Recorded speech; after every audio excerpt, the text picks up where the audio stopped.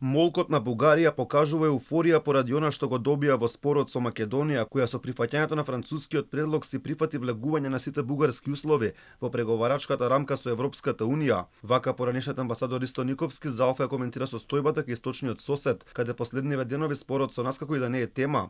Речиси воопшто го нема, според него јасно е дека слават голема победа, ако се знае дека пред да се појави францускиот предлог, главна тема беше негативната реторика кон Македонија. Кај нив очигледно владе една дури еуфорија дека добија се што сака и сега само чекаат следните чекори кои веќе се започнат. Те не заборавајте дека кај нив е сега привремена влада, дека сега владе едно затишје, едно примирие, бидејќи комисиите го изнесоа на виделина она што го направија, она злосторство што е направено од наша страна и сега, знаете, кога веќе се тргнало во таа насока, тие се апсолутно задоволни и веројатно има и некоја логика на непровоцирање. Вели тие сега мирно си чекаат да се исполни она што е следно договорено, како промена на учебниците и внесување на бугарите во уставот. Тие потези веќе започнаа, ако се знае договорот кој го постигна историската комисија, за која Никовски вели не работи историски, туку политички,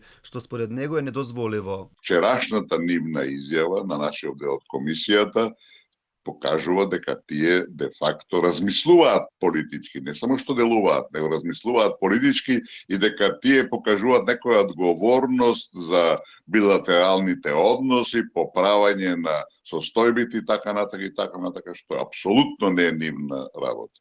И покрај договорот на историската комисија за одредени спорни прашања за реален старт на преговорите со Европската унија, Македонија ќе мора да ги внесе бугарите во уставот. Кога тоа ќе се случи е нејасно, лидерот на опозицијата Христијан Мицкоски побари уставните измени веднаш да влезат во собранието, што власта го одби. Велат се уште било рано, да сме почекале.